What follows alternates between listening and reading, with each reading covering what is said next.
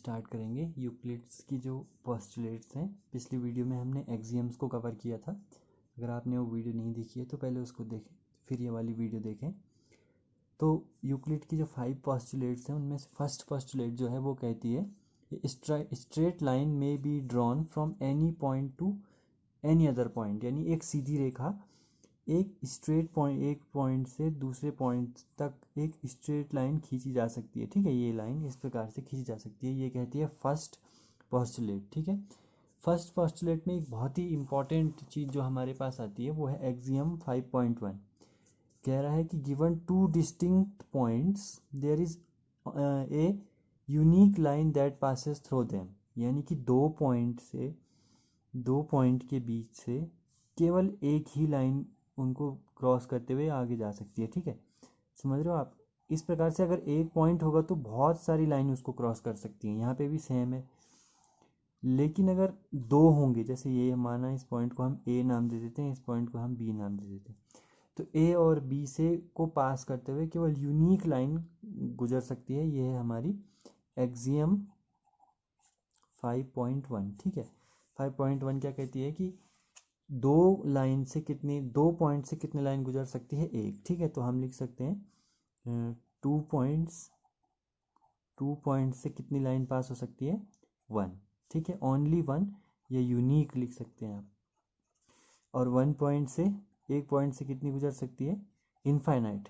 ठीक है, एक बिंदु से अनेक रेखाएं गुजर सकती हैं, यहाँ पे हम देख सकते हैं। ठीक है, अब हम मूव करते हैं सेकंड जो हमारी पोस्टुलेट है। सेकंड पोस्टुलेट है हमारे पास a terminated line can be produced infinitely. ठीक है, टर्मिनेटेड लाइन यानी कि एक शांत रेखा जो है उसको हम इनफाइनाइटली बढ़ा सकते हैं। ठीक है, टर्मिनेटेड लाइन किसे कहते हैं, तो यूक्लिड जो था वो एक सिंपल लाइन सेगमेंट को, जिसको हम आज की डेट में लाइन सेगमेंट कहते हैं, ये ए बी एक लाइन सेगमेंट है। ठीक है, इसको कहता था टर्मिनेटेड लाइन, और इस टर्मिनेटेड लाइन को हम बोथ साइड से बढ़ा सकते हैं टू फॉर्म अ लाइन।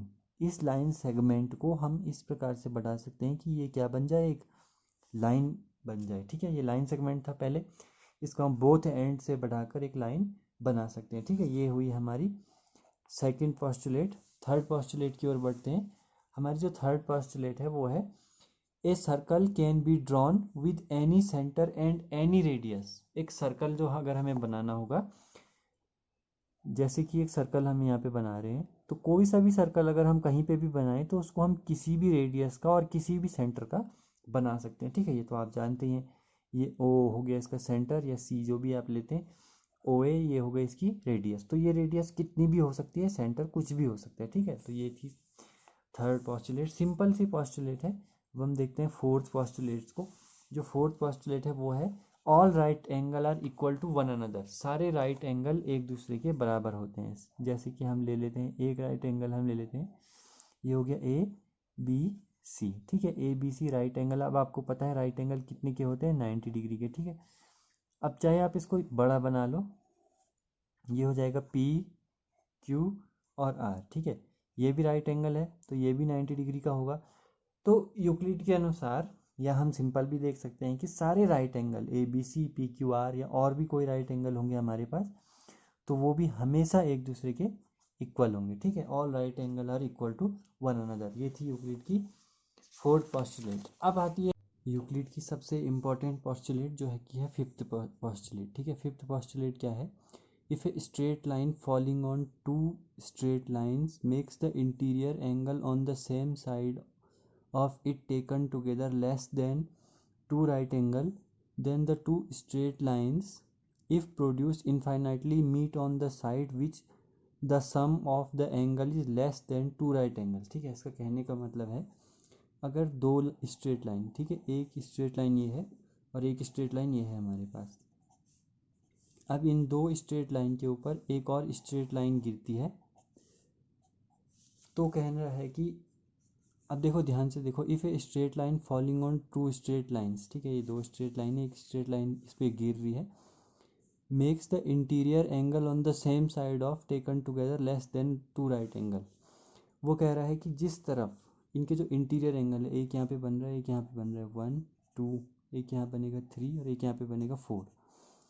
तो कहने का मतलब इस पोस्टुलेट में क्या कह रहा है, जिस तरफ, यानी कि देखो, then the two straight lines, अब कह रहा है इफ़ टेकन टुगेदर, जो दो राइट एंगल्स हैं, हाँ यहाँ पे कह रहा है कि the makes the interior angle on the same side of it taken together less than two right angle.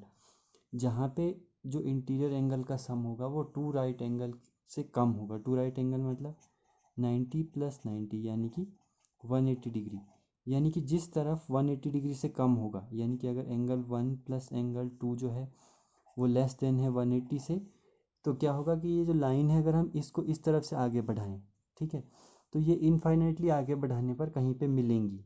किस तरफ, जिस तरफ सम जो है 180 से कम होगा।